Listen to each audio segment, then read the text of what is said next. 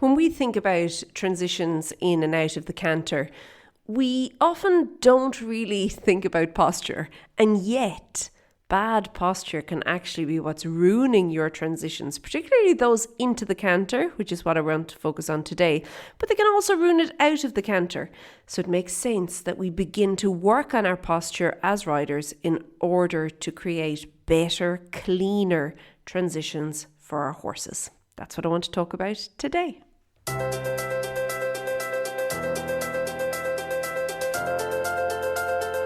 Hey there, my name is Lorna Leeson. I'm an equestrian trainer and coach, and welcome to the Daily Strides podcast, the podcast for equestrians who are going it alone, doing their very best, trying to train their horse and train themselves and doing it all. And it could actually be something as simple as your posture holding your back.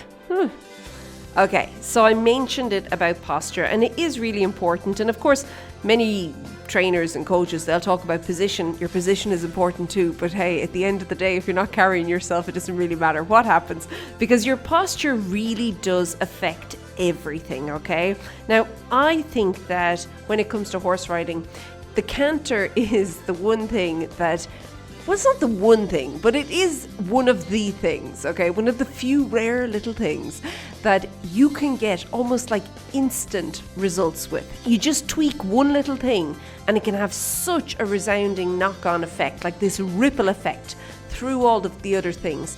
And I think that when we think about the canter transitions, very often the one little thing, okay, that we can tend to overlook when it comes to being strategic about what we're going to change and what we're going to improve, that can be our posture as riders. So today I want to dive into that, and I want to just simply talk about how, just sitting differently might just transform the transition into canter for you and your horse. Now, we all know as riders that self-carriage is important, okay? It's something that we know that for our horse's development, we're working towards. But did you ever consider self-carriage for yourself, and how we could work on your development of self-carriage, and how, if we know how important it is for our horse, is it possible? Just is it? That this could be as important for you as well. I really do think that it is, okay? Because when you are able to carry yourself a little bit better, you open up so many more doors for your horse. You give your horse all these new opportunities, good opportunities, in front of him, okay? When we are not carrying ourselves, when we are failing to carry ourselves, we shut doors, we close things down, we block things, okay? And that has this knock-on effect in everything we do in our riding. Now, I also think that horses are great, because at the end of the day, isn't it amazing that they let us on their backs and they carry us around and they do what we ask them to do? It's actually a little bit mind-blowing when you think about it all. And so therefore, I think that as riders, the least we could do to repay this kindness is to carry ourselves. We can just take responsibility and begin to just carry ourselves. Now, I do know that over the years, and this was roared at me for years, and I know there's so many people saying, oh yeah, the whole shoulders back. Hands up who has been in an arena having somebody red in the face with, I don't know, frustration, fury, who knows, but they are just shouting at you, shoulders back, coupled with the odd heels down. And you're okay. I don't actually think shoulders back is all that helpful as riders. I really don't. I find, to me, I use the term riders ride like a duck, okay? And all it means is that they arch their lower back and they stick their bum out behind them. Not helpful. I don't think it works. I think that there are better ways at getting it across. Now, and on that note, it is important. I think what instructors and trainers are trying to convey with that is to carry yourself. Sit up. Come on, do the work. Engage. Okay. But shoulders back's not the way to do it. What I would suggest doing in this situation is thinking about opening your chest. So if you could imagine you put a measuring tape or something on the point of one shoulder and you just went across the front of your chest to the point of your other shoulder, you want to open it. And then couple that with this feeling of creating space between your ribs and your hips. Now, I know that sounds really odd and you're like, well, now, Lorna, but trust me, by you simply focusing on elongating your body, okay, you are going to be able to use your body so much more in the saddle, and everything becomes so much clearer regarding the communication between your aids and your horse and what's been understood, and maybe hopefully less misunderstood, okay, between the two of you. It's really important. Now, if you are not in the habit of carrying yourself on your horse, okay, you've probably noticed that there's a couple of downsides to that, okay? The first one being that things become muddled up very quickly, okay? I think that when you're slouching or you're, just too relaxed, okay, your body is just so much harder to move, okay? Like some aids actually become impossible to use. And then the others, they're certainly not independent. They can't be, because there's just not enough tension, but not only tension, there's not enough engagement through the body to make them effective, okay? And also, you can no longer move with your horse. So whatever energy your horse is creating, you're not moving with it. You're probably at that point very much working against that energy, okay? And I think that when we're talking about the transition into canter, you have to be working with that energy. Like you and that energy have to be going in the same direction, okay? Now, for many riders, what happens is they'll ask for the canter. And, our horses are wonderful creatures. We've already said that. And you get these really obliging horses and they're like, oh, okay, I think she means she wants to canter. She's not very clear now. She could be undecided. But I'll canter and I'll see how it goes. And if you can imagine your horse like, fingers crossed, this is what she wants.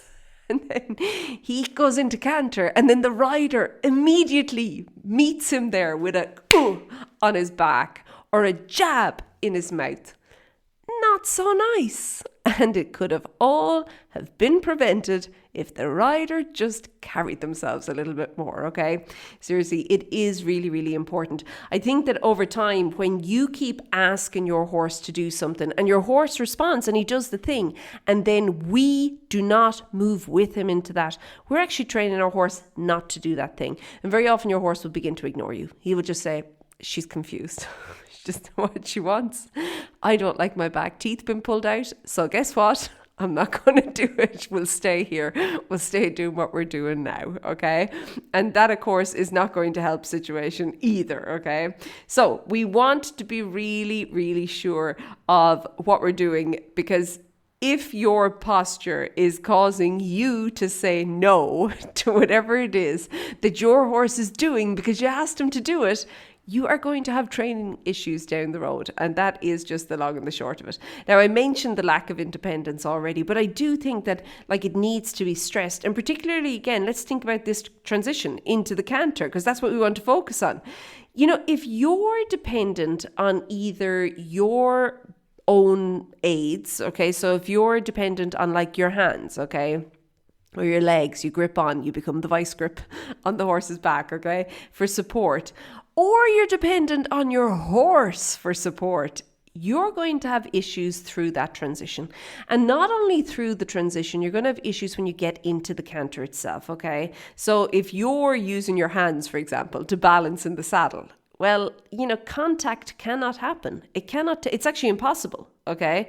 But not only that, you begin to stop this forward flow of energy that your horse needs when he is stepping up into the canter. It's a big step up. There's a lot of stuff involved and required.